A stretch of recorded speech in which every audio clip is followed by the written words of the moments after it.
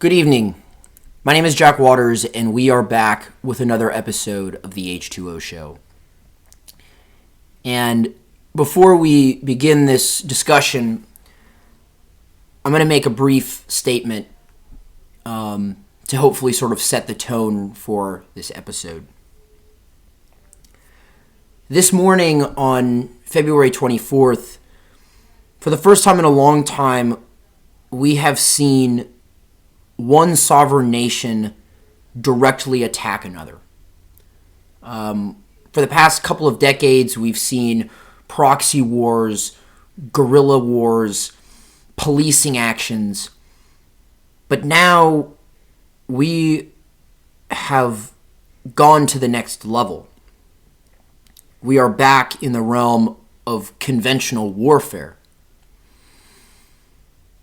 Unfortunately, this morning, the Russian Federation began its invasion of the sovereign country of Ukraine. It is the first time in a long time that we have seen an invasion of this scale. And I say this with deep regret that there is once again a shadow that looms between the East and the West. And make no doubt, this is the shadow of war. Without further ado, I want to welcome my good friend and fellow thinking individual. I want to welcome Nevin Hall, who I think is probably the best for this episode. He just won top delegate of the UN. So I think this man's got some serious expertise. Nevin, I want to thank you for coming on the show. Thank you for having me yet again. So I think we should just honestly start just right off the dome. When you woke up this morning and you saw that headline, what was sort of your initial thoughts of what was going on? Well, I never look at my phone or a computer or the news before I take a shower, and I'm fully ready for the day. And of course, today school was delayed by 2 hours, which is a godsend. Snowstorms in Texas, baby. Yep. And so I was fully ready. I was dressed for the day at about 6:30. And then I pull up I get my computer out. The first thing I read every morning is The Economist Espresso. It's like a 5-minute news thing done by The Economist. And they sort of discuss it sort of obliquely because the Economist is pretty conservative in their manner of speech and the way that they do things. But then I pulled up the New York Times. And on the New York Times website, there's this huge block, Russia at war with Ukraine, all that stuff. And I'll tell you, I've never seen a New York Times headline that big. And I went back and looked. There's a book called Page One that has all of the New York Times headlines, the huge New York Times headlines since, if I recall, it's the end of World War I. And on their website, it's definitely among the larger headlines. It's certainly a surprise. I never thought that the Russians would actually do it, but here we are, and they've definitely done it now, which is unfortunate. It is. No, I think you're spot on. I don't think any of us Americans who aren't really focused on this issue really expected this happening at all. I think it caught us by surprise, and frankly, and I hate to say this, but when looking at our country's response to it, when looking at, frankly, Europe's response to it, the leaders of these countries seemed almost in the same boat as us civilians did, which, frankly, is, I think, very, very concerning. In fairness, Joe Biden and Boris Johnson were pretty clear from the very beginning that they thought it was going to happen anyway. Of course, Ukraine and most European leaders, Macron foremost among them, were trying to play down the whole affair. Of course, then Macron got burned because he went to Moscow and had to sit down with Putin, and then comes back to Paris and is like, everything is fine. They've committed to X, Y, and Z, and then Putin's press officer says, no, we didn't commit to anything. So Macron got burned a couple times diplomatically over the course of the whole affair. But yeah, it's a hot mess. Well, and I think that we all sort of knew that there was tension between the two sides initially. And there was talks of sanctions and things like that. But I think as the public thought, and this is, I think, our general impression was, we did not think that the Russians were going to actually do this. I think that was sort of, I think we thought that there was a diplomatic option, a sort of diplomatic long game that we could have taken. But as we saw this morning, Putin, he's not playing any games. He's rolling. He's rolling them tanks. He's flying them planes. Yeah, he's bombing building. I mean, this is really happening. And just to make sure we're clear, this is a war, everyone. It's not like this is, a little bit of skirmishing, a little, hippie. No, this is a legitimate conflict. This is war. And I think before we carry on, I think it's important for people to understand how this happened. Essentially, later last night, it began to be reported that Russia was beginning to use cyber attacks on basically Ukrainian government websites. And they started interfering with communications. Quickly after that, and this is more the morning of the 24th, Russia started launching essentially small missiles. What? Nothing. Oh, was that? Did you just burp? I don't want to talk about it. That was an unbidden expulsion. Okay, I was like, what the fuck? They weren't big. But anyways, Russia started basically shooting missiles at both civilian and military infrastructure. And then as the morning progressed, it became ominously clear that Russian special forces were beginning to engage Ukrainian soldiers near the Ukrainian airport. And it is confirmed that Russian boots are on the ground in Crimea. And those boots... Hold on. They've been on the ground in Crimea for a long time. Oh, I mean, Ukraine. Yeah. Ukraine. They took Crimea, and that was in 2014. But we have confirmed that Russian soldiers are on Ukraine proper soil and that they are actively engaging. Well, hold on. Crimea is Ukraine proper, but this time the more proper bit, the bit that's not separated by the Black Sea. Exactly. We've got on mainland Ukraine Russian soldiers, and they're not just hanging out; they are engaging with Ukraine forces. From what we know, as this podcast is being recorded, and it should be noted that this battle is moving very, very quickly. We're also not national security experts. True. Russia has gotten as far as Chernobyl, so they've seized that area of Ukraine. They're obviously moving east to west, and within, it could be a couple hours, couple days, couple weeks. I think it's going to be under a month. I think Russia will have a pretty surmountable control of mainland Ukraine. I disagree with that completely. Okay, go ahead. You don't think Russia's? I'm not saying that they're going to. I'm not saying that they're going to have Ukraine in their pocket. What I'm saying is they're going to fully occupy Ukraine within a few weeks. Yeah, I don't think so at all. You think that the Ukrainian military is going to be able to put up much of a defense? I think so, especially given the recent infusions of Western European and American military technology, among them more famously anti-tank missiles. I don't see any reason why the Ukrainian military couldn't hold at least a small enclave of Ukraine. But there also comes the fact that Russians are fighting on soil that they don't. Russian soldiers are fighting on soil that they don't technically know. Right, whereas the Ukrainian soldiers know it far better, generally because they live there and they're able to get better maps, etc., which is always important in warfare. Of course, now that becomes less and less important with satellite imaging and stuff like that. But fighting on your own homeland does give a good morale boost, and it gives you more information. You also get assistance from civilians, etc. Generally speaking, not to mention the fact that it's not like the overall Russian military far outnumbers the Ukrainian military, but all of Ukraine's military is in Ukraine, whereas the Russian military still has to maintain installations starting in the Baltic states, some positions in Belarus, and I'm I'm fairly certain that Russian troops were withdrawn from Kazakhstan after the protests, but they still have to maintain a sizable presence, sort of around their borders in order to make sure that sort of the Commonwealth of Independent States doesn't feel sort of left out. And so they can't really devote their entire military force there. Not to mention the fact that when you look at counts of like Russian tanks and Russian airplanes, a non-zero percentage point of that is former Soviet stuff, and so it's horrible. Like, it's really bad. And a not significant portion of it is no longer used.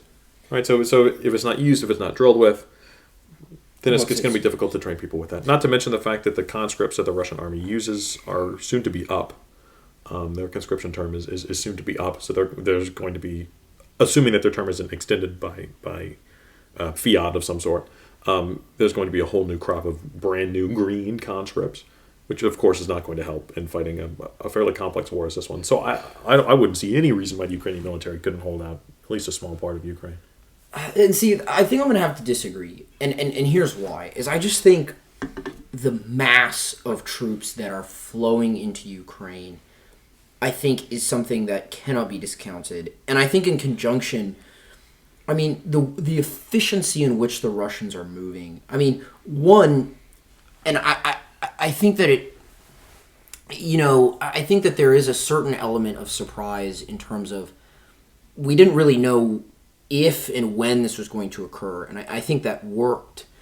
And I think that from what we're hearing on the battlefield, I don't think, from what we can tell, there's no indication that the Russian movement forward has been stopped really by much in regards to, like, we haven't heard that the Russians have been put at a standstill yet. It's still early. And that's true.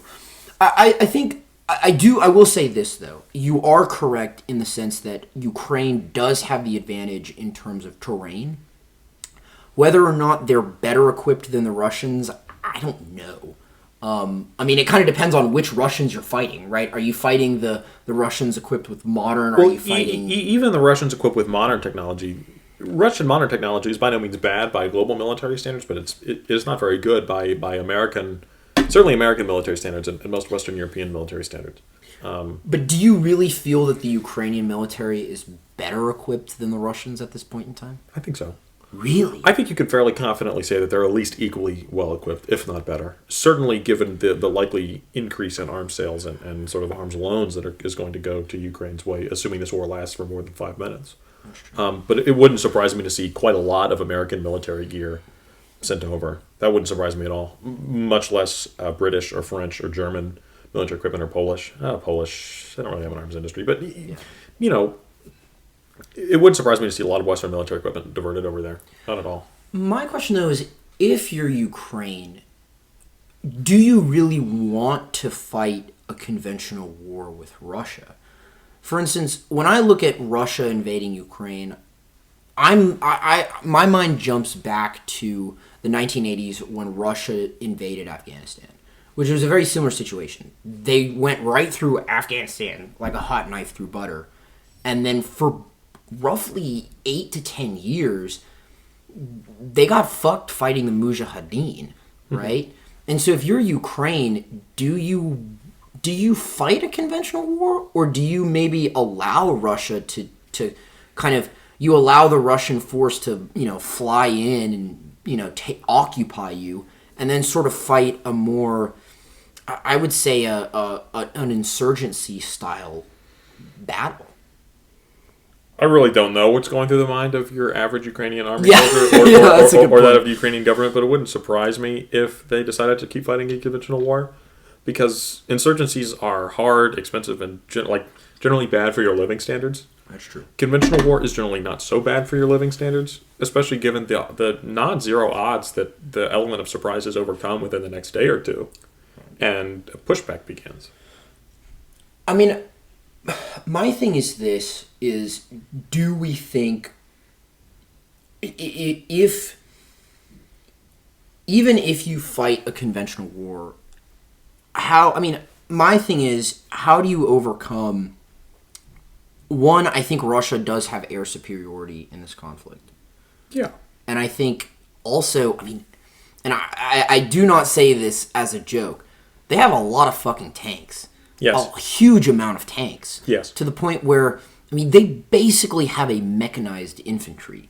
And that's really much of their fighting style, is using basically tanks to just blast through. And, you know, I hate to go and invoke this, but they're using very much a blitzkrieg style of warfare. Whoa.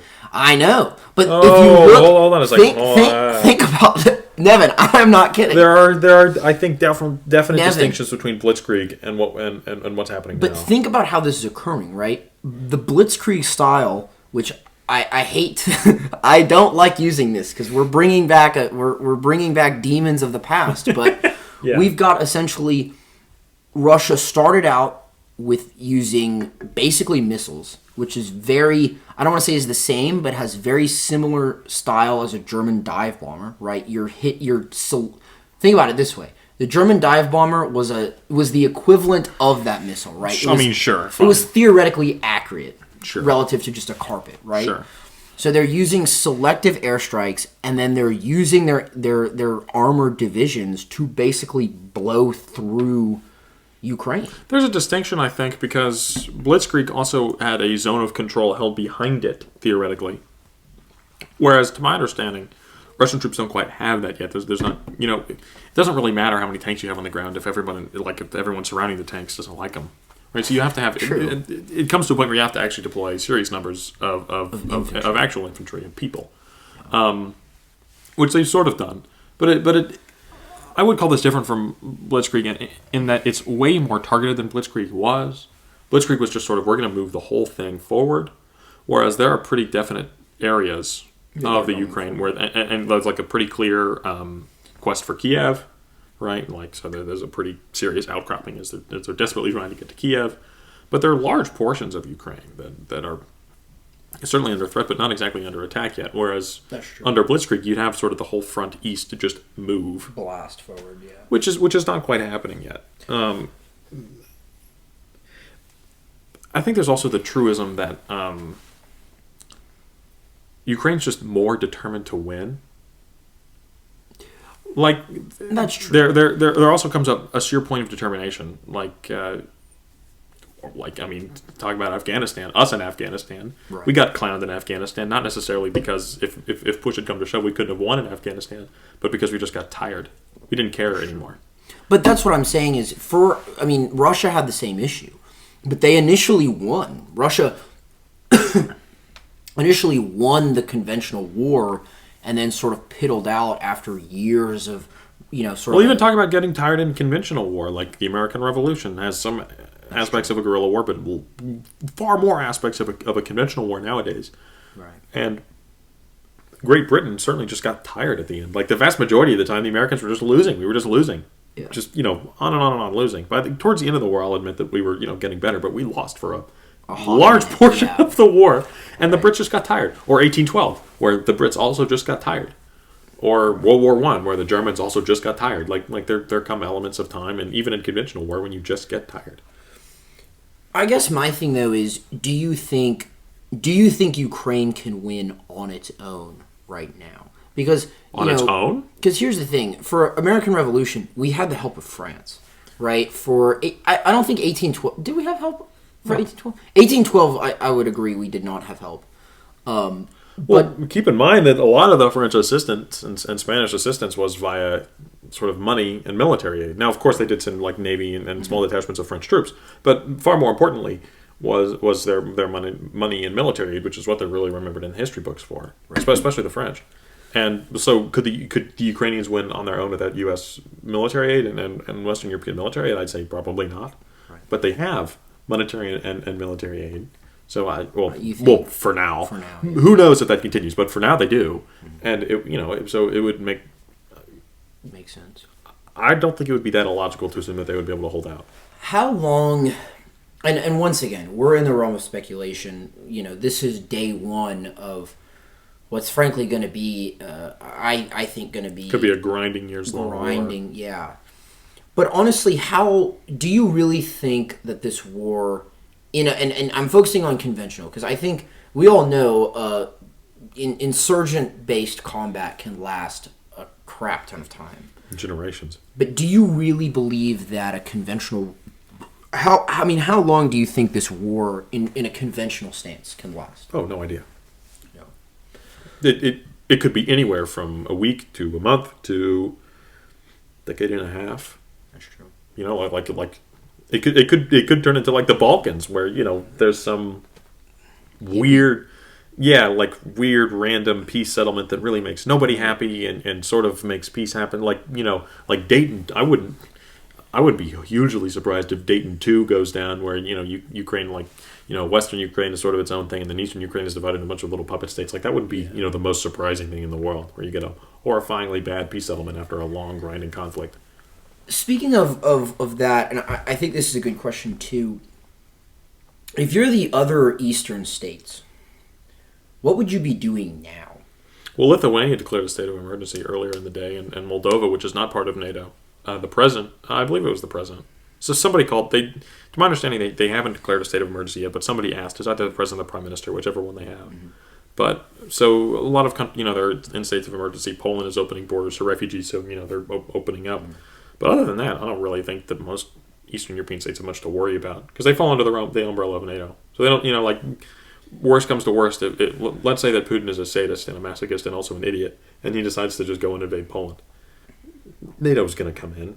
There's absolutely no chance NATO doesn't come in, especially right after Ukraine. Biden doesn't want to look weaker than he already does. And so we didn't put boots in Ukraine, so that makes us look a little weak. We already withdrew from Afghanistan. That makes us also look a little weak. There's no freaking way we don't honor NATO, our NATO requirements at this point, because talk about weak leader for polling numbers. Like if we want to get down to nuts and bolts, leaders need votes, and looking like a weak leader loses you votes, especially among conservative independents who can often make or break, Republican candidates, which thus make or break Democratic candidates. Right. So it would be illogical to think that anywhere else. Nowhere else. Maybe Finland and Sweden, who aren't covered, but why would you? Yeah. Right, you haven't really been there hasn't been enough propaganda inside of Russia internally in order to make that justification. Mm-hmm. Sure, you can claim that Finland is, part of Greater Russia or whatever. Fine. You can make that claim. The Soviet Union made that claim. Whatever. Sweden part of Greater Russia? No. That's way more suspicious. Yeah. Really not a valid claim. So, the fellas up there, I'm sure, are real nervous right now because they aren't covered by the NATO defense umbrella. But, that's true. Why would you invade? What do you have to gain? Right, what's the point? Now, granted, everyone was saying that before he invaded Ukraine. Mm-hmm. But there's absolutely no way he has the troops to occupy Finland, Sweden, and Ukraine at once. There is just no way. I do think it should be asked, how, if you're Putin, and let's say you do take Ukraine, do you stop? Where else is there to go? Because I just, and here's the thing, and I will be very blunt. When I look at what is occurring in Ukraine, part of me very much goes back to the history books on early World War II, where Hitler would take a small portion, then he'd go to the rest of Europe and say, hey, no, this was originally part of Germany, calm down. And then he'd take another section, and he'd say, oh, calm down, we're not going to be at war, right? To the extent where Neville Chamberlain went to Germany, right, and comes back saying, yep, we've got peace, we've got it together, only to have the rest of Europe essentially taken down. I think there's a difference here, though, because where else do you go? Where else is there to invade? It would be not inconceivable, like it is theoretically in the realm of possible that Putin goes and takes the entirety of Scandinavia. Fine, it is theoretically possible that he could take that and nobody would oppose him. Let's assume in a stupid hypothetical world that happens. He can take Scandinavia, he can take Ukraine, he can take Moldova. The Caucasus also aren't covered. So maybe you go in there, but then you heavily risk war with Turkey. You can go into Central Asia, but then you risk screwing on with the Chinese, and you desperately need the Chinese to buy your oil. So there's really nowhere to go. But I will say, why would you not go for Moldova? And nobody. All due respect to Moldovans out there, the nation of Moldova is not necessarily the most stable of places. That's true. It's also not the most well-run of places, nor the most uncorrupt of places. So, sure, like if you want land for land's sake, like if you want your country to physically look bigger on the map, then sure, be my guest. But there is even less to gain by taking Moldova than there is to gain by taking over Ukraine. And I'm also fairly certain that Russia already has a separatist republic in Moldova that's already sort of doing sketchy garbage anyway. So then at that point, you just bail your separatist republic out and send them a buttload of troops, and then like fine. But why? Well, I guess my thing is when I look at the old Soviet maps, I mean, I feel like Putin fully intends to regain the cushion, I guess the cushion territories between the East and the West. And he's already started with Ukraine. Why not just keep going? Because you go up against the wall of NATO, and that's going to cause you problems. There is a 100% chance of that causing you problems. Do you think Putin fears NATO? Yes. You'll note that he doesn't really make threats against like Estonia or Lithuania or Latvia. That's true. Because NATO is there. He's not making threats against Poland. He's not making threats against, well, he doesn't border Germany, but somebody over the Baltic. Like theoretically, he could threaten all sorts of people, but why? Right? Because going up against all of NATO all at once, like never before have the United States, Great Britain, France, and Germany really been all on the same side in like a real war. Like, sure, we all went together in Korea. And sure, we all went together in like Kuwait. But Korea was a long freaking time ago. And not as theoretically big as this war would be. And Kuwait was a joke. Well, there is the issue of Russia does have, I don't want to say China firmly on its side, but China is definitely there and should be somewhat considered in this issue as well. Sure, but even so, like I think a lot of the larger concerns of defense planners would be, of course, not being one, I wouldn't know, but if it were me, my largest concern as a defense planner would be that if China attacks Taiwan, we go in on Taiwan considering it a defensive action, the rest of NATO doesn't join. If China were to join a war on the side of Russia where NATO's already in, then a lot of the worry of defense planners is gone because NATO's already in. Yeah. So plus you also get you get sort of the prestige of like we're fighting a defensive war, and then everybody starts calling it World War III, and then that gets everybody's blood boiling, right? Because then Arsenal of democracy comes back, and I'm not saying that countries use propaganda in times of war, but occasionally we spin the truth a little bit, and this would be an incredibly good way to spin the truth in such a way to make us look good and to motivate people. Whereas Russia and China, it'd be harder. Certainly in Russia, and China doesn't really have that problem, but certainly in Russia, it would be harder to spin it very well. Yeah. Be really hard to spin at all. Now, there is one thing that I think is very interesting, and this was something that kind of caught me. I mean, today has been a day full of surprises, but one thing that's been very interesting is there are Russian citizens who are protesting this war on day one, which I think is very fascinating. Why?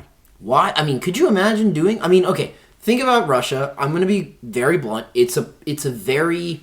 I mean, we know it's a kind of a police state, very totalitarian.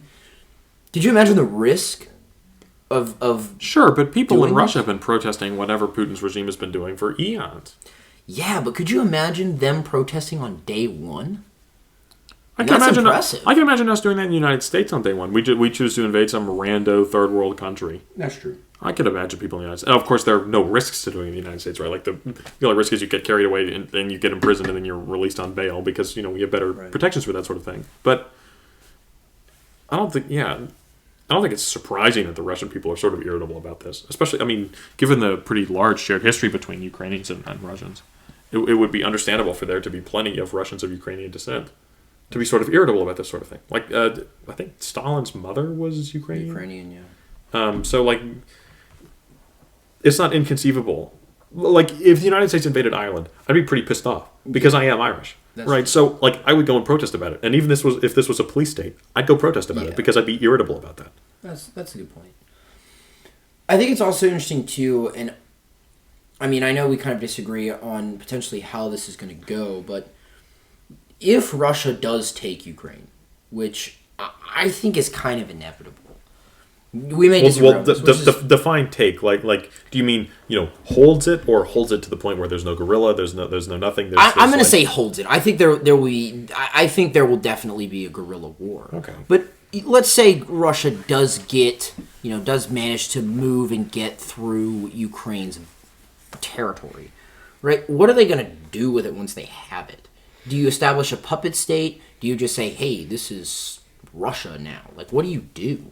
No idea. It could be really whatever Putin wants. Of course, I think the larger problem is going to be the brain drain afterward, right? Because everyone, so likely the quote elites already have passports for countries where they can flee. So they've likely already A, fled, or B, are in the process of fleeing.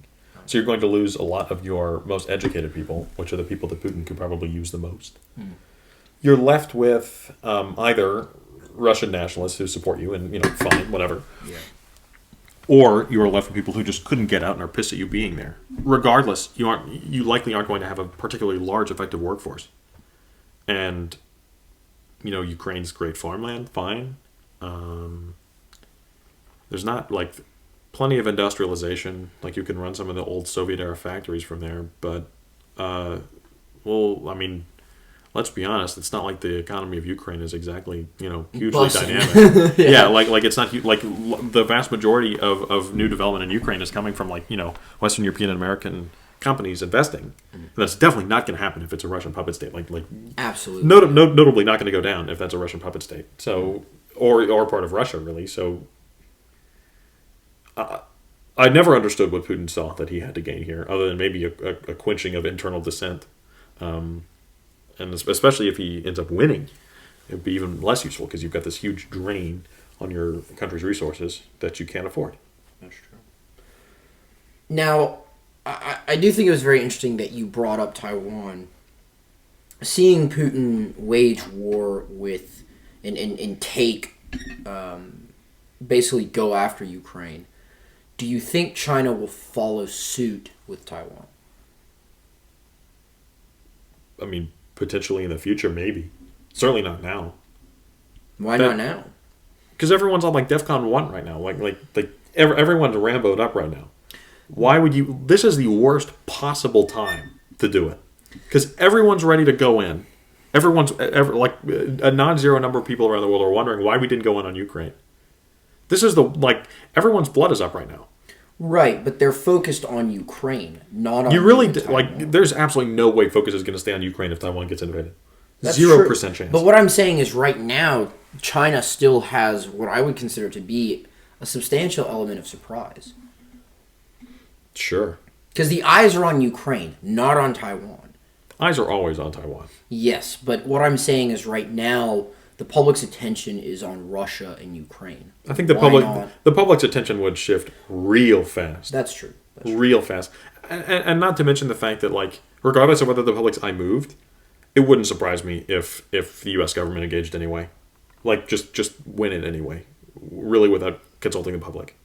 On Taiwan? Yeah. You never really consult the public on war, I suppose. But it wouldn't exactly be rocket science if China declared war on Taiwan or cyber attack Taiwan or something like that. It wouldn't surprise me if a declaration of war got hustled through Congress. That would not be hugely surprising to me. Now, granted, I'm not in Congress, nor am I a defense analyst, so I wouldn't know. But I mean, fuck. Do you? I guess the next question is, and this is a kind of a scary question, but we hear people saying, "Oh, this is going to be World War III and all this stuff." What are what is the likelihood that this could really spin out of? I mean, it is already acknowledgeably kind of out of control. Yeah, definitely. But what is the likelihood that this gets further out of control? Depends on what happens, I think. It's dependent on future events. Is it would it surprise me if, by accident, Russian troops, hit a refugee center in Poland full of Ukrainian refugees? No. That wouldn't surprise me a lot. And if that were to happen, say, more than once, maybe some of the fellows in NATO get involved, right? That wouldn't be surprising. Poland is in NATO, correct? Yeah. And that wouldn't be surprising, right? Or some accidental thing happens, or some border skirmish happens, and this is not wars have been started this way. This is not like, a brand new thing. But of course, it depends on what happens. If the Russians are like really locked down about this sort of thing, and they're like, we're not going to, like, we're keeping our hostilities inside of Ukraine. We're not doing anything outside of Ukraine. We're not touching anything. Like, if they don't, of course, this is also important. They can't commit genocide. Also for moral reasons, not just for political reasons. You should never commit genocide. Genocide is bad. Anti-genocide on We this are anti-genocide. show. Yeah. But assuming that the Russians don't start committing genocide, I don't really see a reason why it would get any worse. And also, like, nobody wants a piece of this unless the United States goes in. Yeah. And the odds of us going in are pretty slim unless there's like a really compelling humanitarian reason for us to go in. And even that might not even compel us. I mean, I don't see Putin doing it. And I hate to say this, but usually genocide is based upon not really a national thing, but it's usually based on a race or a cultural thing. Mm-hmm. And I don't really see that here. No, that it would surprise me if he genocided based off of. Oh, you're Ukrainian. I mean, no. The odds. I mean, there's the statue of Prince Vladimir outside of the Kremlin, who's the prince that converted the Kievan Rus of Kiev to Christianity. Right, he's like a big deal. Yeah. No, there's a lot of shared ancestry between the Ukrainian and Russian peoples. It would surprise me if off of ethnicity. Now, would I be like hugely surprised if maybe Putin was like, you know what? We're going to imprison everyone who opposes us. Yeah. Maybe kill a lot of them. Yeah. That would not be the most like rocket scientist thing to do. Like if you were a dictator, that's a thing that comes to mind a lot. True. So, maybe that would compel people. Who knows? Yeah. And Russia, given that Russia is significantly weaker than China, right? Like everyone sort of complains about Xinjiang, but then never does anything about it, right? And like it's definitely clear that like political dissidents are being imprisoned and held in not very pleasant conditions there, right? So like this is bad. And North Korea does the same thing, but they're under the protection of China, so nobody really wants to screw with them. Right. Russia, they're just weak enough that it could be a consideration. And, well, they're also, their economy is also not really strong enough to do this forever. And so if you just keep ratcheting up economic sanctions, hopefully, Alexei Navalny #2 shows up and, sort of ousts Putin and Putin's government, etc. I see. What, I guess another interesting question. Well, before I get there, I think it should be noted, at this point, the realm of further... Unfortunately, when it comes to this situation and it getting worse and expanding, the cards are not in our hands. The cards are... it's really going to be the Russian... Whatever... if it's Russia's decision whether or not to keep this within Ukraine. Mm-hmm. And I will say it is... It scares me personally to see that right now the cards are in the hand, not of us, but of Putin, in terms of whether this expands or not. Now, obviously, we're not going to have the cards because we didn't start this war, and really, at this point in time, we have no reason to be in this war right now, right? It's important to note, other than we don't like war, that overarching human rights stuff. Right. If we were the protector of everything and everyone 100% of the time, then there are reasons, but we're not. Well, and it should be noted too, Ukraine at this point, and it has never been part of NATO, so they're not under our umbrella of protection. They tried to, but that kind of ended. We didn't do it because we were worried about provoking Russia. Yeah, and look where we are now. Yeah, but it should be noted that right now we're in the whether this gets worse or not is not. There's nothing we can do at this point. It's very hold on much. A second. There are things we can do. They are military, but there are definitely things we can do. Right, but what I'm saying is, whether or not this stays in Ukraine or gets out, we have no control over that. That is based on basically the Russian military and what they decide to do. Yeah. Which is tough to say. Yeah, but this is the sort of war that's occurred for thousands of years and will occur for thousands of years more. And, as much as it sounds unfortunate and cold and unfeeling, it is in fact the case that in hundreds of years this will be written about in a history book, and we'll be studying in history class, and nobody will think anything else of it. More likely than not, right? Like even World War I, which is not all that long ago, is sort of read in a history book pretty antiseptically and sort of digested for its causes and effects and whatever, and then we sort of move on, right? And even World War II, which is way closer, is beginning to get the same sort of thing. So like there is an argument to keep sort of a level head with this sort of thing, even though it's a mess. And it would be better if this didn't happen. And this is a problem for a lot of reasons. There comes a point where a sense of perspective can be helpful. I agree. Long after we're dead, this will still be written about. And absolutely. Absolutely.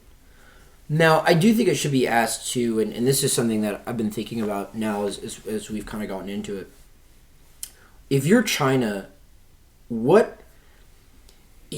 I think we sort of know how the West is going to engage with Russia right now. But if you're China, what is your position with Russia at this point in time? Do you get on the Russia train and keep They're working? On the Russia train. Well, do you think that it's in China's interest to continue supporting Russia right now? In full? Yeah, probably.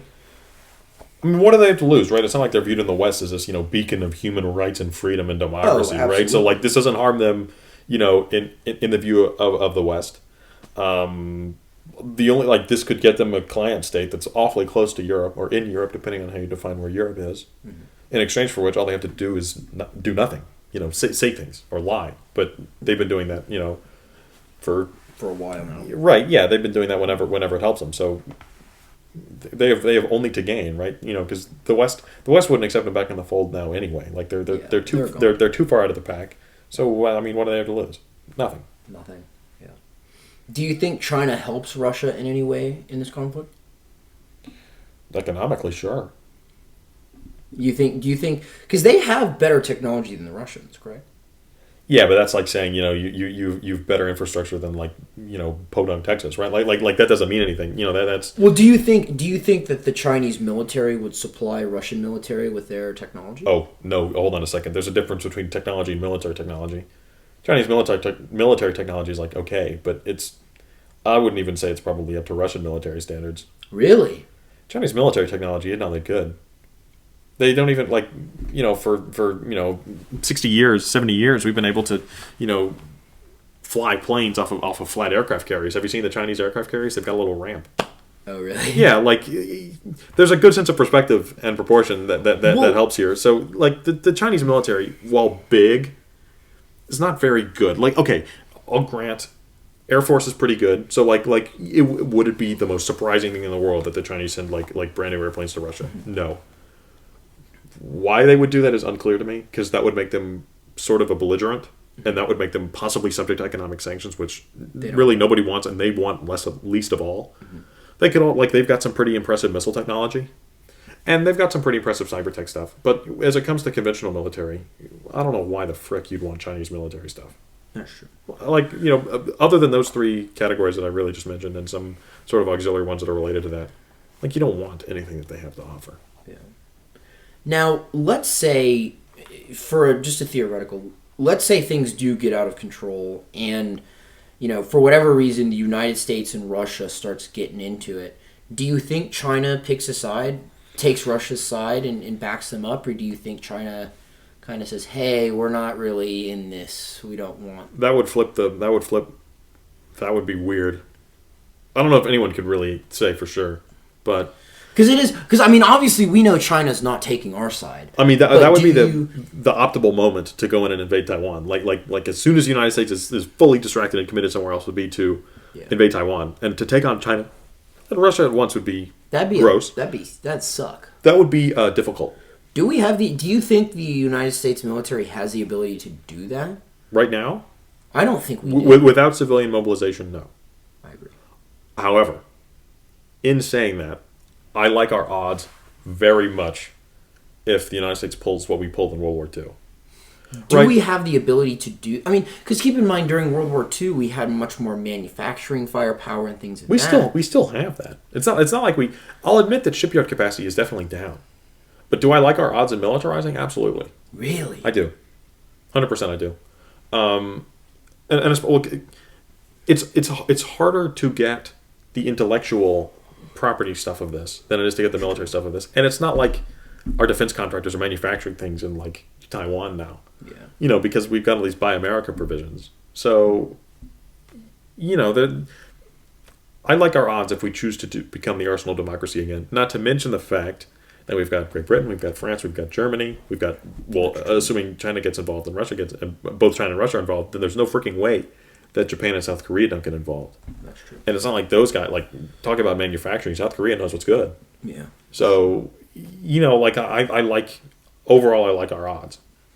Though, of course, maybe China's got like freaking mystical military tech that, you know, no one's ever heard of. Like Houdini stuff. Yeah, like they've invented stuff that we've never freaking seen before. Like brand new garbage that we don't know how to deal with. Yeah. Not impossible. Or like, you know, they hack everything and, you know, it turns out all of our planes suck because they're built on like Chinese chips or something. Like, like there are infinite known unknowns that are out there. So, you know, anything can happen. Assuming everything sort of stays relatively normal, and assuming that most U.S. military technology remains working, I like our odds. Wow. No, I mean, I really hope it does not. If we get to that, that'd be bad. That'd be very bad.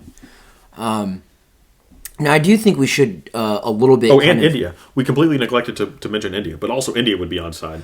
Yeah, because India and China are not friends at all. No. Well, I think they'd also recognize, like, this is a key moment, and if they don't stand with the United States at this moment, they're completely toast because they're going to be at the bottom of their ladder, world order wise, and so they're like problems are going to result for them. So they'll also show up, and our odds are pretty good in a conflict like that. Now, does India share any borders with Russia at all? No. No, let me double check. Sorry, I am geographically confused in this planet, so I'm going to just double check really quick. No, you can. We've looked at my.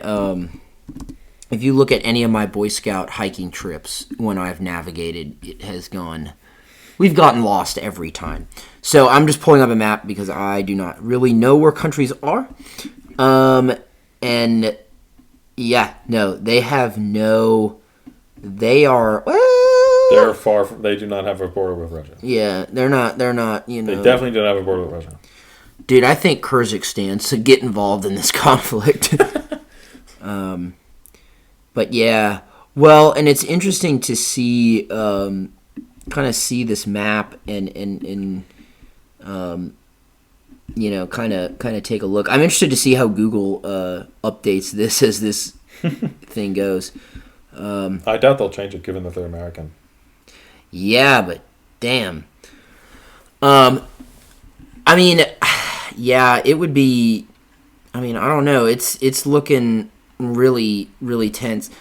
I'm interested to see also sort of what Georgia, Azerbaijan. Oh my God, Georgia's been allies with Russia for freaking millennia. Oh, so they're not gonna. They're fine.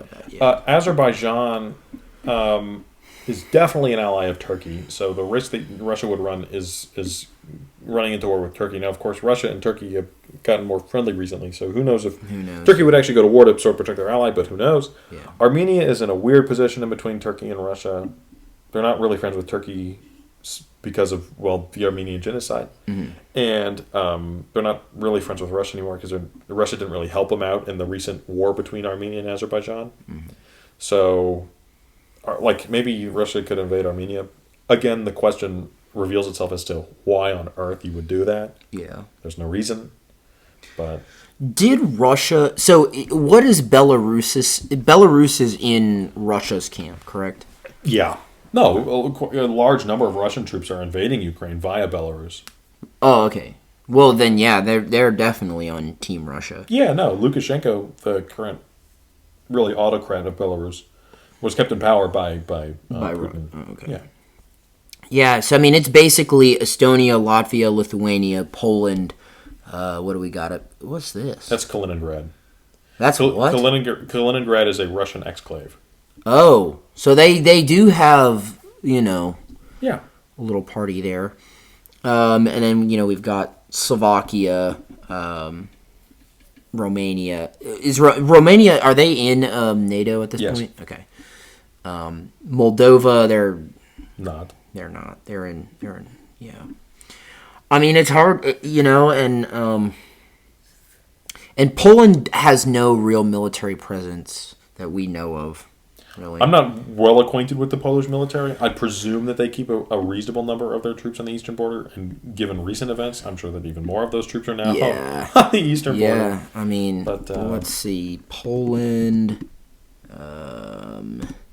military strength. Wow, they came up quick. So they've got they've got a little under 200,000. Well, I mean, yeah. So, I mean, I don't know, man. They look like they might catch some K if they're not ready. I doubt it, though. I like the NATO. I also keep in mind that NATO far just outnumbers Russia. That's true. Yeah. Germany and France together, I think, outnumber Russia in terms of just people. Oh, they do? Yeah, I think I'm not well acquainted with population numbers, but it wouldn't certainly France, Russia, or France, Germany, and Great Britain outnumber. Yeah, that would be way more than enough. Yeah, no, I agree. No, I think or the United Kingdom, I should say. Great Britain, technically speaking, I don't think it exists. Yeah, UK.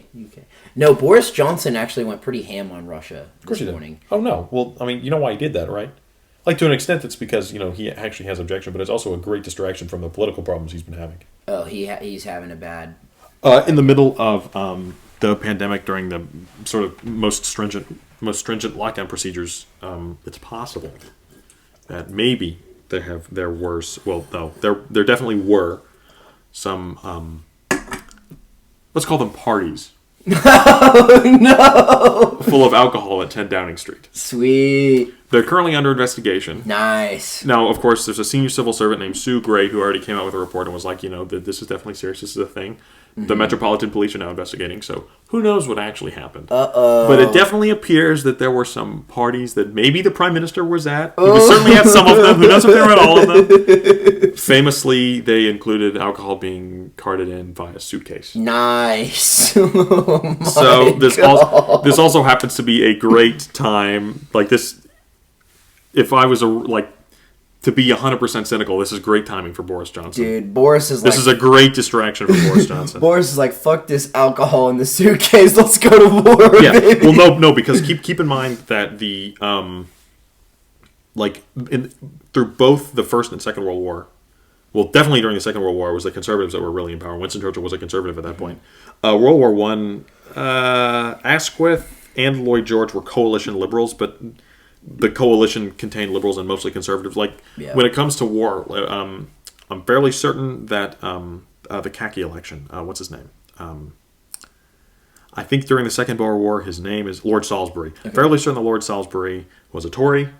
So sort of the Tories are known as the party of government in the United Kingdom. When it comes to warfare, voters almost always in Great Britain are going to pick the Conservative Party over the Labour Party. Actually, I don't think the Labour Party was never in power during other than Tony Blair. Was Chamberlain? Chamberlain was Conservative. Wow, and he still fucked it up. Yep. Yeah, he did. Chamberlain, that boy, he tried. Well, I mean, of course, all the voters conveniently forgot that. Yeah. Tony Blair was in power for. I'm not. John Major may have been. John Major, the Conservative, may have been there for most of the Balkan problems, but Tony Blair was definitely there for Kuwait, and for. No, Tony Blair wasn't there for Kuwait. He was there for Bush II and the military adventures of Bush II. But mostly it's the conservative government that's been trusted as sort of the military people. Yeah. And so this will definitely bolster his poll numbers against Sir Keir Starmer, who's the leader of the Labour Party. So cynical wise, this will definitely help him. It'll also help Emmanuel Macron, for whom elections are coming up soon. Of course, Macron was slated to win. He's been slated to win for a long while now. But it'll help him against Valérie Pécresse, who's the Republican. Didn't he fuck up the talks with Putin? Yeah, but okay. Nobody remembers what you actually did. Provided you look strong. The rally around the flag effect is definitely big. This is going to boost Joe Biden's poll numbers. It's going to boost Boris Johnson's poll numbers. It's going to boost Emmanuel Macron's poll numbers. Do you really think Biden's looking good after this fiasco? you get rally around the flag effect pretty much anyway. Now, of course, Republicans are going to try to they're going to try to tar and feather him for this, and I think reasonably so. I really don't think that Joe Biden's statements have been quite strong enough. I agree. But I think that he'll get like a minor boost. Really? He'll definitely get something. Well, because what it'll do, like, very few Republicans are voting for him anyway. Like, right now, very few Republicans are going to go for him anyway. Independents, but this is going to shore up, because Democrats are by far the majority in the United States. Well, not by far, but certainly the majority of party affiliation of registered voters in the United States. And so what this is going to do is this is going to convince flagging Democrats to get back in. Hopefully. Yeah. Well, not hopefully, but I think that that's what's going to happen. Because, see, my thing is, and I have no political affiliation at this time. I'm what we call a non-alignist. Love that shit. But I will say, as an outsider, like, watching Biden today, I did not feel... I felt like we were looking hella weak up there. We were. We did not... We were. Granted, I've never been horribly crazy about Joe Biden. I'm probably biased against him, but this likely in the short term will at least just... At the very least, it will distract American voters from the problem of inflation. That's true. It will definitely distract American voters from that, and that's by far the thing that's weighing most on Biden's performance right now. Now, of course, that could change into the war in Ukraine being the thing that weighs most on Biden's poll numbers. Yeah. But it is surprising the number of flagging Western leaders whose poll numbers are going to go up based on this war. I think that for Biden to look good, like, we need to start seeing some sort of Ukrainian success. That's what I need to start seeing. And I feel like a lot of people, like... We can talk about sanctions, but the shit needs to kind of work, right? Yeah. Well, it's difficult to ascertain whether, like, define work. What does work mean? I mean, shit, I want Ukraine to pull up and win this shit, in some capacity. Yeah, so, sanctions might have that effect. Well, not directly, indirectly maybe, but it's going to be difficult to gauge the U.S. government's performance on this. I think certainly there's a cogent argument that says that there's a rational in-between Trump's belligerent sort of rhetoric, where he was like, I'll press the nuclear button freaking any second. Mm-hmm. Like you try me, there's going to be nuclear holocaust. And Joe Biden's sort of like wishy-washy, we're going to... Well, of course, he used strong language, but all he was promising was sanctions, right? So it's like, you're going to use strong language to promise, economic problems? Whoa. What a threat. I mean, I hate to say it, but I feel like sanctions I feel like pre-invasion sanctions are like, okay, I get that. But once the troops are rolling, I don't really see how. Well, we used sanctions to a pretty good effect. I mean, famously at the beginning of World War II, right, where the oil embargo against Japan, which a lot of people attribute for Pearl Harbor happening at all. So, like, you can use sanctions to be pretty big, but. But it did, like, Pearl Harbor, like, using sanctions did not stop Japan from saying, fuck it, let's roll, baby. Yeah, but it also caused them to lose because it caused us to enter. What I'm saying is the sanctions, like, using sanctions as a diplomatic, let's avoid war, I don't think is going to be effective in this fashion. I'm trying to come up with an example of where sanctions were effective in preventing war. Sanctions have often been effective in not prolonging war. So like cutting down the term length, but preventing war, I'm not sure that that's ever happened. Right. I can't name an example. Those of you people out there smarter and more knowledgeable than me, I'm sure that there is an example. I just don't have one. Because my thing is like, okay, if a country's thinking about war and you sanction them, I feel like it's it is what it is. But if the troops are already rolling and you go, oh yeah, we're gonna hit you with the sanctions, no one's going, oh, General, stop. Turn the tanks around. They're sanctioning us. Like, no, we haven't seen that. In fairness, though, I don't think anyone would have reacted very positively if we deployed American soldiers to the Ukraine. I don't think that would have gone down very well. I think... Like, so soon after Afghanistan? I agree. Like, this is going to get called another forever war, which is a horrible term, but it's a term that's used often and to great effect. But I will say, if the United States and Ukraine is very different than the United States and Afghanistan. In the sense that the civilians are on the side of the United States. That's a rational point. Yeah, like we won't have to fight an insurgency. Right. We're fighting with friendlies instead of people who, We're fighting with friendlies? What I'm saying is the Ukrainian people are not going to go, oh shit, the Americans are coming. No, they're going to celebrate us showing up if we ever were to show up. Because when we showed up to Afghanistan, there was a lot of people going, Granted, there's a rational argument that says that maybe maybe we'd have to fight an insurgency in Donetsk and Luhansk, right? Like not like a non-zero chance. Yeah, I mean, we'd have to fight. We definitely have to fight pro-Russian. Unless we pawn that off to the Ukrainians and leave. But I definitely think, like, if I don't think most of Ukraine would be against Americans fighting Russia to save I'm also not even the sure, like, country. it wouldn't be the most implausible thing where like America sends military advisors, stuff like that. Yeah, but you know how that goes. We send a couple of advisors and then, oh shit, we're here. Hey everybody. Yeah, right. So like, it wouldn't be inconceivable that we do that, but I don't think that anyone would have been like a huge deployment. I don't think anyone would have been in favor of. I would have liked it, but I don't think I'm generally I'm generally representative of the United States population, right? Like I'm always in favor of, more projections of U.S. international power, but. Yeah. I do think that's because I don't know either. I don't really know how I would feel about it. Honestly, we're also not in the military. Yeah, and of course that would color my decision making. If I was one of the fellas that had to go out there, that would color my decision. That's true. And I'm not. Like I'm sitting here in a sweater vest. We're hanging out in the heat of a room. Honestly, we would like to hear your opinion. You can maybe. I think there is comments on YouTube. I'm awake. Definitely maybe leave a comment. There are comments on YouTube. There are, yeah. See, I know what's going on. No, if you have an opinion on this, on the extent of the U.S. engagement, we would definitely like to hear your thoughts. That'd be kind of cool to engage the community. Dude, I'm all about the community. You're all about the community? I'm community gang, bro. Sure. I think it's important. No, I mean, community is, of course, important. Especially Ukrainian communities right now. Bro. Yeah. Dude, I honestly, could you imagine being, like, think about this, and I mean this, like, could you imagine, you wake up, you're a Ukrainian citizen, you wake up and the fucking Russians are there. Like, could you imagine that? Like, you wake up and there's fucking missiles flying over your house. It'd be weird. It'd be fucking terrifying. Yeah, it would. On the other hand, though, like, I think to the American audience, speaking as a member of the American audience watching this, I think it seems to us far more like alien and horrifying than it does to the Ukrainians at this point. That's probably true. Because they're probably used to this idea of potentially getting invaded by Russia. We're like, as a longtime resident and proud resident of Austin, Texas, I have never once thought about Austin, Texas getting invaded. No. Like, the odds of that are just so close to absolute zero that it's almost inconceivable. So if I was ever to wake up with a missile going over my house in the morning, I would soil myself, but what's completely incomprehensible to us may be very comprehensible to the average Ukrainian. That's true. Well, I just think it's such a. I mean, I don't know. I mean, I think that, and I don't know. I'm going to get kind of ethereal here, but we read about war in books all the time, but.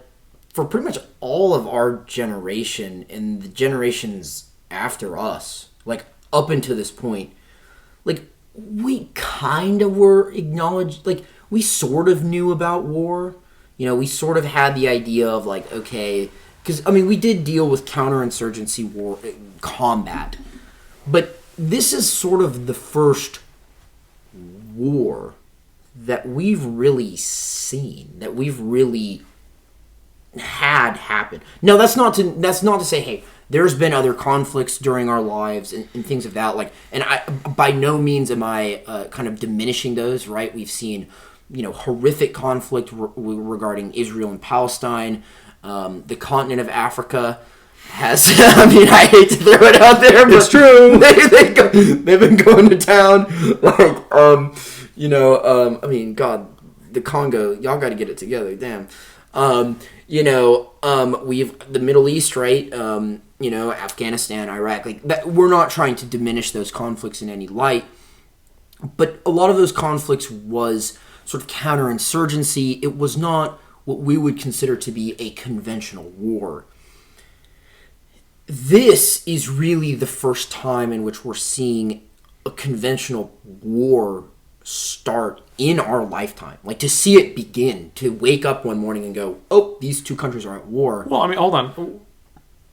There have been a reasonable number of conventional wars in our lifetime, just none ever this big. This is a big one. None that's ever been this big, and frankly, none that has been like we've seen. Yeah, we have.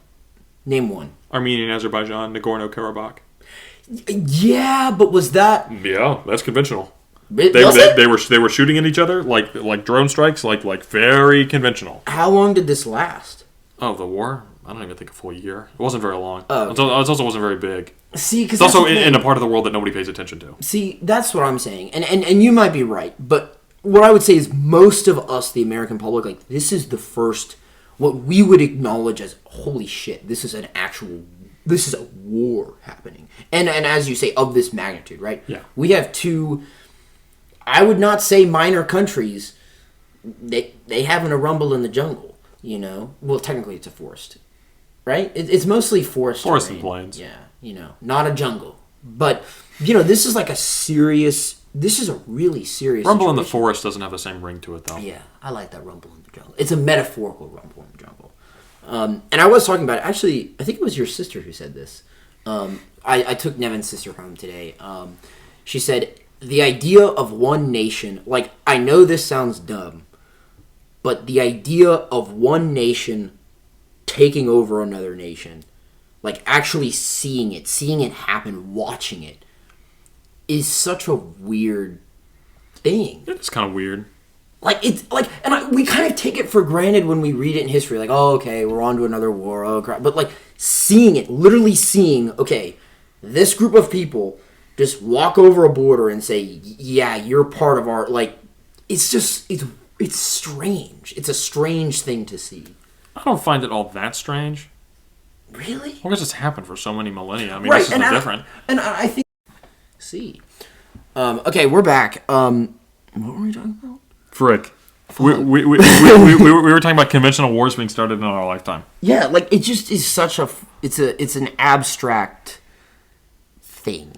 Well, so I'm going to get on my soapbox. Okay. If I haven't been on my soapbox this whole time. But this is because students now are not anywhere near as informed as they need to be about history and global history in general. Yeah.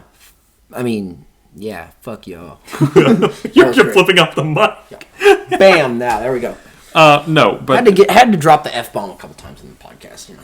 Man, no. But students are fundamentally not informed enough about the history of this planet and the peoples that inhabit it. Well, and I put myself in that category.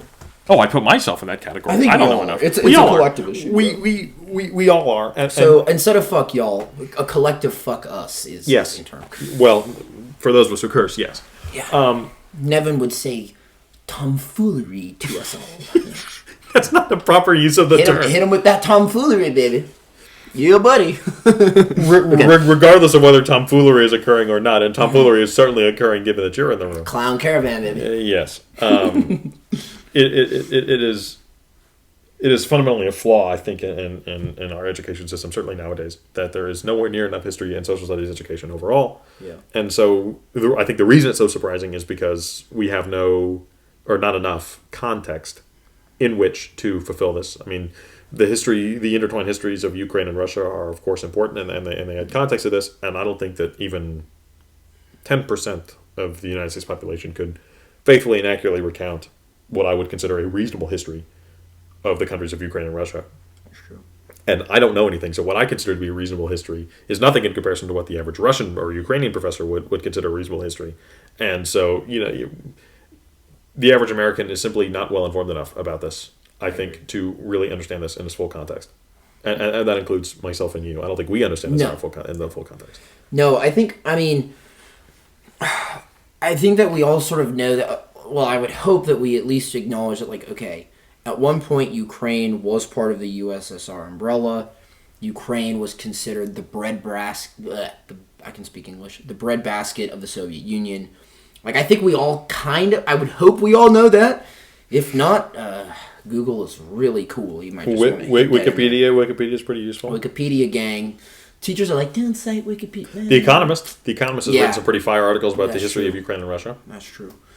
But I would say, like, that's kind of, I mean, like, in terms of the long, detailed history of the two nations, I agree. Like, it's a little, we're limited. We're a little bit limited. Yes. So. And not to mention the fact, like, that it's surprising that conventional war start, but it shouldn't be. It should be sort of stunning. It should be bad, but it shouldn't be inconceivable at all. And enough time with history, I think, would give us a better understanding of this whole affair, really. But it's too late for that because it's already started. And we don't know enough. Yeah, It's never too late to learn. Reading more books is a good thing. Do more of it. Read your books. Hey, y'all, TikTok. Not safe, man. Boy, oh boy, do I love installing Chinese spyware onto my phone. Bro, I hear people are like, oh yeah, bro, the war is blowing up on TikTok. It's blowing up literally, dude. People are dying. Like, come on, y'all. Like, this, like, when I heard that, I heard that today, and I was like, oh my god. Like, in fairness, though, this is actually a good subject of conversation, though, because what's termed open source intelligence, sort of like civilian satellite photographs and TikTok and social media and stuff like that. I'm not saying that they're like a premier source of news for how the war is going, but they're better than the nothing we had before. Yeah. So it's sort of interesting to be able to. I have some friends that notice this, but like I don't really understand how Snapchat works. So for those of you in the audience, you probably know more than I do. You will 100% know more than I do. But to my understanding, there's sort of a maps feature on this thing. Yeah. And you can click on bits of the map, and you can see right. common stuff. That's actually really. We should do that right now. We're going to do this live on air. And to my understanding, people have done that on Kiev and parts of Ukraine, and have seen sort of stuff, and that's kind of cool. Now, I don't know how.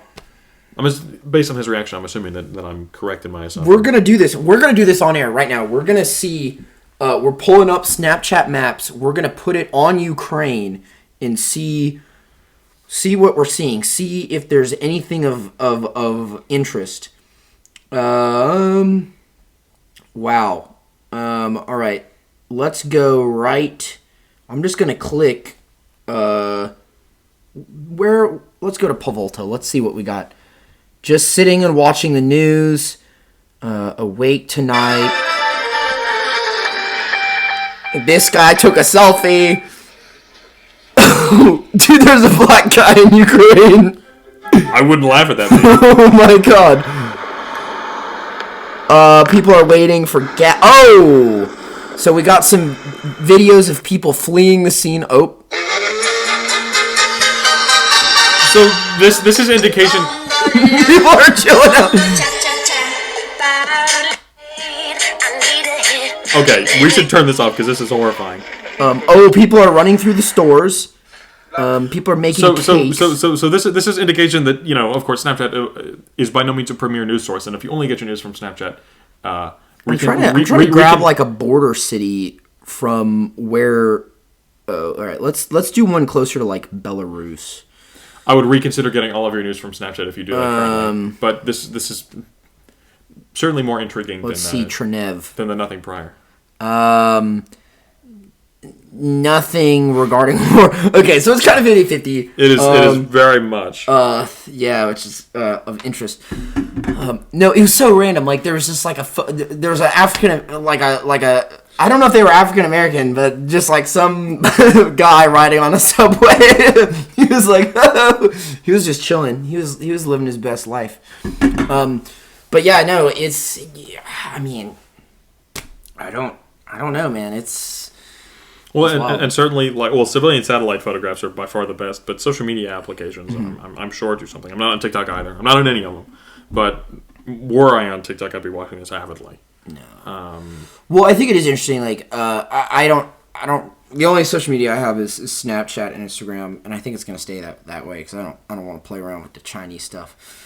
You don't want all of your data stolen by the Chinese government? Dude, my relationship with Xi Jinping not going so well. I think I've publicly said fuck Xi Jinping, and I'll say it again. Fuck Xi Jinping. Chinese firewall, stop me, please. Dude, getting on the Chinese firewall. I already said Xinjiang already. Okay, we're already banned over there. West Side, bro. Yeah. Casually throwing up West Side. Oh my god. No. Oh, we're going to jail. We're going to jail, Steve. Yes. I shouldn't be laughing. But yeah. Wait, what were we talking about before I started talking about Xi Jinping? We were talking about social media Oh applications and yeah, open source that's intelligence. true. Thank God. This is why Nevin Nevin keeps me focused, which is great. But no, I mean, it's crazy. Like, there are videos of, like, a woman, like, cooking something, and then she goes outside, puts her phone out in the sky, and there's a missile just going to the airport, It's like, oh, shit, So, I mean, this is and to see that, and I think, like, as we get more videos and stuff, like, we'll be able to really map out the Russian progression through Ukraine and kind of see how that goes. Yeah. But... It'll certainly be intriguing watching this whole affair. Oh, absolutely. And certainly because after Putin took the Crimea, he took a rock from it and embedded it into the pedestal of a statue outside of the Kremlin. And now I'm kind of curious. Like, I wonder what's he going to take from the rest of the Ukraine. Yeah. If he, assuming he wins enough to take stuff, what's he going to take this time? Right? Like, who knows? Now I'm curious. Yeah. No, it's a good question, and I mean, I don't know, man. I don't know. It's just, I don't know. It's hard to see. It's hard to watch. It's also comical, the justification that the Russians used, that they were trying to denazify Ukraine. Yeah. Despite the fact that I'm fairly certain that Ukraine's president is notably Jewish. Now, of course, it doesn't mean that, like, being Jewish, precludes you from being, like, a fascist, but generally speaking, you don't put Nazis and Jews in the same boat. Generally speaking, that Venn diagram is two circles. Yeah. So that that's it's a fundamentally strange assertion to claim that the Ukrainian government is either fascist or Nazi. Yeah. Generally speaking. No, I agree, and I just think, yeah, he pulled that one right out of his ass. Absolutely. 100%. Absolutely. You're going to tell me that Putin decided to declare war on a made-up reason? That's almost inconceivable, Jack. Oh my gosh. I've never heard of that before. Who would do such a thing? I do think it should be asked, though. We've been talking a lot about sort of the military and economic and political ramifications of this, but I do think, we do need to acknowledge that when there is war, there is always a toll that is taken out on the people. And I do think it's going to be very, I am curious. I mean, we are very early in this game, but this game of, unfortunately, war, which I want to emphasize. This is a conversation about war, man's ultimate competition. That's how I would describe it. Damn, that was kind of poetic. We should write that down. Damn. Well, I'm not sure we should do that, but get that quote. We've got some good quotes in this episode and some bad quotes. We have legitimately bad quotes. Yep. But I will say this is I am hopeful that we will quickly get civilian aid. I hope the Red Cross assuming it's needed. I think it will. I mean, okay, anytime you're shooting missiles, anytime civilians are bound to be caught in the crossfire. Sure, but that's assuming that the Ukrainian state can't handle the medical and military necessities along with basic food and whatnot. I personally like their odds. You put a lot of faith in the government of Ukraine. I don't put faith in the government of Ukraine. I put faith in the ability of peoples to mobilize. This has been a test of peoples for centuries, and we forget, of course, that the modern Ukrainians are sort of descended from the Cossacks, who are really good at this sort of thing. So I'm not saying that like the Cossacks are going to come out of nowhere, and sort of like how the Mongolians revere Genghis Khan. that's not going to happen. But do I think that people can mobilize under pressure? Yes, and I like their odds. So. But I do hope that there are I do hope that the typical civilian-based organizations do come out and help the people as most they can, because and the UN will probably send some aid. UN probably won't end up saying anything, but yeah. But I mean, I'm just saying, can you provide first aid, bandages? Because there's bound to be oh shoot, an apartment. We were trying to shoot. We've already seen apartment buildings have been fucking reduced to rubble. So we're seeing. To my understanding, the death count for today is 137 people. Let's look this up. Let's see what we have here. All right. Casualties. Russia, Ukraine. So 137. So Is that the president of? That's Zelensky. Yes, okay. Vladimir Zelensky. See, my knowledge of this situation is great. Yeah, I'm in the CIA. I mean, although likely what this will end up doing is certainly bringing Ukraine to the fore of public attention, which is good because Eastern Europe deserves a little bit more public attention. Yeah. So as of now, 137 Ukrainians were killed in a Russian attack. That should be it should be clear. We don't really know what the breakdown, how many civilians have been killed, how many soldiers have been killed, but definitely, it should be noted that it can be assumed that both civilians and military lives have been lost at this point. So, yeah, which is, may they rest in peace. Unfortunately, yes. I think. Well, I mean, first and foremost, I don't really know what else there is to say at this point. I mean, I think that regarding this conflict, like, I mean, and once again, we're making this podcast on day one of the conflict. How it evolves, how it changes. I may have made an error. What do you mean? Did I say that Georgia was an ally of Russia at some point? Ooh. Fairly certain they're one of the two breakaway states. Really? Fairly certain they are not allies of Russia, coming to think of it. Isn't South Ossetia in Georgia? Let me double check. We have to fact check. I may have just clowned myself. That's hot. Okay, we're looking at Georgia. No, it's not going to be recognized on Google Maps. Google South Ossetia. Google this. Okay, I'm gonna Google this. Sorry. This is me trying to make sure that I do not. Ossetia? Yeah. Yes. Ooh. Oh, yeah. So Georgia is not on team Russia. I retract my statement. I've made an error in my judgment. Wow. I did just clown myself. My apologies. At least I caught it before anything else. Well, there was some ethnic cleansing. Oh, shit. Okay, a war in the Caucasus is not fully complete without ethnic cleansing. I can name very few wars in the Caucasus that have gone on without ethnic cleansing. Damn.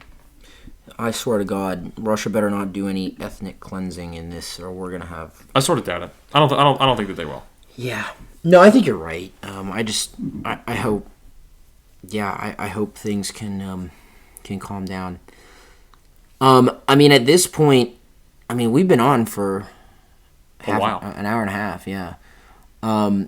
Is there anything that you'd like to say before we wrap this thing up? Best of luck to the Ukrainian government and their people. I have full faith and confidence in your abilities to push the Russian Federation back. Yeah, I agree. I kind of agree. I don't really know.